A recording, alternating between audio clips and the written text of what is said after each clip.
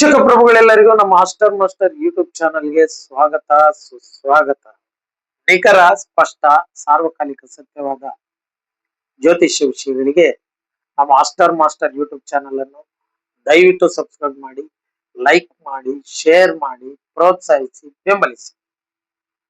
ಬನ್ನಿ, ಮೇ ತಿಂಗಳ ಮಾಸ ಭವಿಷ್ಯ ಕಾರ್ಯಕ್ರಮದಲ್ಲಿ ಧನುಸು ರಾಶಿಗೆ ಸಿಗ್ತಕ್ಕಂತ ಶುಭ ಮತ್ತು ಅಶುಭ ಫಲಗಳ ಬಗ್ಗೆ ಈ ವಿಡಿಯೋದಲ್ಲಿ ನೋಡ್ತಾ ಹೋಗೋಣ. ಪ್ರಥಮವಾಗಿ ಗ್ರಹಗಳ ಗೋಚಾರ ಸ್ಥಿತಿಯನ್ನು ನಾವು ಗ್ರಹಸ್ಫುಟವನ್ನು ಗಮನಿಸೋದಾದ್ರೆ, ಸೂರ್ಯ ಗ್ರಹವು 15 ಮೇ 2026ರಂದು ವೃಷಭ ರಾಶಿಗೆ ಪ್ರವೇಶವನ್ನು ಪಡಿತದೆ.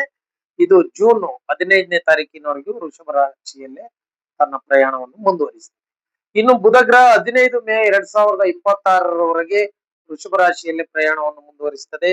ಇನ್ನು ಶುಕ್ರ ಗ್ರಹ ಮೇ 2026ರವರೆಗೆ ತನ್ನ ಪ್ರಯಾಣವನ್ನು ವೃಷಭ ರಾಶಿಯಿಂದ ಪ್ರಾರಂಭ ಮಾಡ್ತದೆ. ಇನ್ನು ಮಂಗಳ ಗ್ರಹ 11 ಮೇ 2026ರಂದು ಮೇಷಕ್ಕೆ ಪ್ರವೇಶವನ್ನ ಪಡಿತದೆ.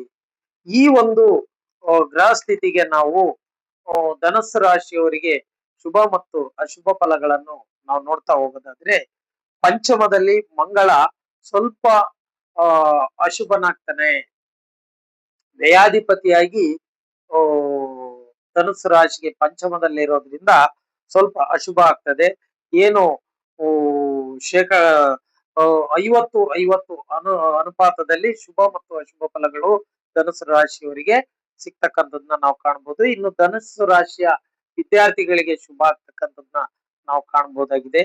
ಇನ್ನು ಧನುಸ್ಸು ರಾಶಿಯವರ ಮಕ್ಕಳ ವರ್ತನೆಯಲ್ಲಿ ಸ್ವಲ್ಪ ಹೊರಟಾಗ್ಬೋದು, ಅವರ ಆಟಿಟ್ಯೂಡ್ ನಲ್ಲಿ ಸ್ವಲ್ಪ ಬದಲಾವಣೆ ಆಗ್ಬಹುದು, ಅವರ ವರ್ತನೆಯಲ್ಲಿ ಸ್ವಲ್ಪ ಒರಟು ಸ್ವಭಾವವನ್ನ ಈ ಸಂದರ್ಭದಲ್ಲಿ ನಾವು ಕಾಣಬಹುದಾಗಿದೆ. ಇನ್ನು ಮಕ್ಕಳಿಗಾಗಿ ಖರ್ಚಾಗ್ತಕ್ಕಂಥದ್ದು, ವ್ಯಯಾಧಿಪತಿ ಬಂದು ಪಂಚಮದಲ್ಲಿ ಇರೋದ್ರಿಂದ ಮಕ್ಕಳಿಗೆ ಹೇಳಿ ಕೇಳಿ ಇದು ಮೇ ಜೂನ್ ತಿಂಗಳ ಸಮಯ ಆಗಿರೋದ್ರಿಂದ ಅವರ ವಿದ್ಯಾಭ್ಯಾಸಕ್ಕೋ ಅವರಿಗೆ ಖರ್ಚು ಇಂಥವು ತುಂಬಾ ಒಟ್ಟಾರೆ ಮಕ್ಕಳ ವಿಷಯದಲ್ಲಿ ಸ್ವಲ್ಪ ಖರ್ಚು ಮಾಡ್ತಕ್ಕಂಥದ್ದನ್ನ ನಾವು ಕಾಣ್ಬೋದು. ಧನುಸ್ಸು ರಾಶಿಯವರ ಮಕ್ಕಳಿಗೆ ಶಸ್ತ್ರಚಿಕಿತ್ಸೆ ಅಥವಾ ಒಂದು ಚಿಕ್ಕ ಅಪಘಾತಗಳಾಗ್ತಕ್ಕಂಥ ಸಾಧ್ಯತೆ ಎಚ್ಚರವಾಗಿರ್ಲಿ. ಇನ್ನು ಭಾಗ್ಯಾಧಿಪತಿ ಸೂರ್ಯ ಷಷ್ಠಾಧಿಪತಿ ಶುಕ್ರನ ಸಂಬಂಧ ಹೊಂದಿರೋದ್ರಿಂದ ತಂದೆಯ ಆರೋಗ್ಯದಲ್ಲಿ ಸ್ವಲ್ಪ ಏರುಪೇರಾಗ್ತಕ್ಕಂಥದ್ದನ್ನ ನಾವು ಕಾಣಬಹುದಾಗಿದೆ. ಇನ್ನು ಸೇವಾ ವಲಯದಲ್ಲಿ ಏನು ಸೇವಾ ವಲಯದಲ್ಲಿ ಉದ್ಯೋಗ ಮಾಡ್ತಕ್ಕಂಥವರಿಗೆ ಉತ್ತಮವಾಗಿರ್ತಕ್ಕಂಥದ್ದನ್ನ ನಾವು ಕಾಣಬಹುದಾಗಿದೆ. ಇನ್ನು ಧನುಸ್ಸು ರಾಶಿಯವರಿಗೆ 4ನೇ ಮನೆಯಲ್ಲಿ ಶನಿ ಇದ್ದಾನೆ. ಶನಿ ಇನ್ನೂ ಬರೋಬ್ಬರಿ 1 ವರ್ಷದವರೆಗೆ ಇರ್ತಾನೆ. 4ನೇ ಭಾವದಲ್ಲಿ ಇರೋದ್ರಿಂದ ಇವರಿಗೆ ಒಂದ್ ಸ್ವಲ್ಪ ಭೌತಿಕ ಸುಖದಲ್ಲಿ ಸಮಸ್ಯೆ. ಆದ್ರೂ ಕೂಡ ಇದುವರೆಗೂ ಗುರು ಈ ತನ್ನ ಸ್ವಸ್ಥಾನವಾದ ಧನುಸ್ಸು ರಾಶಿಯನ್ನು ಸಪ್ತಮ ದೃಷ್ಟಿಯಿಂದ ನೋಡ್ತಾ ಇತ್ತು. ಹಾಗಾಗಿ ಅವರಿಗೆ ಅಷ್ಟೇನು ಸಮಸ್ಯೆ ಇರ್ಲಿಲ್ಲ. ಆದ್ರೆ ಜೂನ್ 2ನೇ ತಾರೀಕಿನ ನಂತರ ಧನುಸ್ಸು ರಾಶಿಯವರಿಗೆ ಸ್ವಲ್ಪ ಕಷ್ಟಗಳು ಜಾಸ್ತಿ ಆಗ್ತವೆ. ಗುರು ಕೂಡ ಅಷ್ಟಮಕ್ಕೆ ಹೋಗ್ತದೆ. ಅಷ್ಟಮಕ್ಕೆ ಹೋದ ತಕ್ಷಣ ಗುರು ಪ್ರಮುಖವಾಗಿ ಗುರು ಕೈ ಹಾಕದೆ ಸೆಲ್ಫ್ ರೆಸ್ಪೆಕ್ಟ್ ಗೆ ಕೈ ಹಾಕ್ತದೆ. ಅವರ ಸ್ವಲ್ಪ ಮರ್ಯಾದೆ ಕಳ್ಕೊಂತಕ್ಕಂಥದ್ದು, loss of respect, loss of money, obstacles in the pursuit of knowledge ಅಂತ ಹೇಳ್ತೀವಿ. ಈ 3 ವಿಷಯಗಳಿಗೆ ಪ್ರಮುಖವಾಗಿ ಗುರು ತೊಂದರೆ ಕೊಟ್ಟು ಹೆಸರನ್ನ ಕೆಡಿಸ್ತಾನೆ, ಜೊತೆಗೆ ಹಣನು ಕಳ್ಕೊಳ್ತೈತಿ.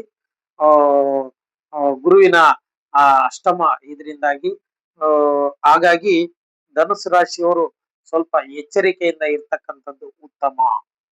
ಇಷ್ಟು ಧನುಸ್ಸು ರಾಶಿಯವರಿಗೆ ಸಿಗ್ತಕ್ಕಂತ ಶುಭ ಮತ್ತು ಶುಭ ಫಲಗಳು.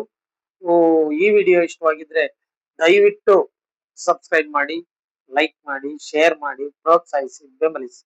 ನಿಖರ, ಸ್ಪಷ್ಟ, ಸಾರ್ವಕಾಲಿಕ ಸತ್ಯವಾದ ಜ್ಯೋತಿಷ್ಯ ವಿಷಯಗಳಿಗೆ ಸದಾ ನಮ್ಮ ಮಾಸ್ಟರ್ ಯೂಟ್ಯೂಬ್ ಚಾನಲ್ ಅನ್ನೇ ವೀಕ್ಷಿಸಿ. ನಮಸ್ಕಾರ.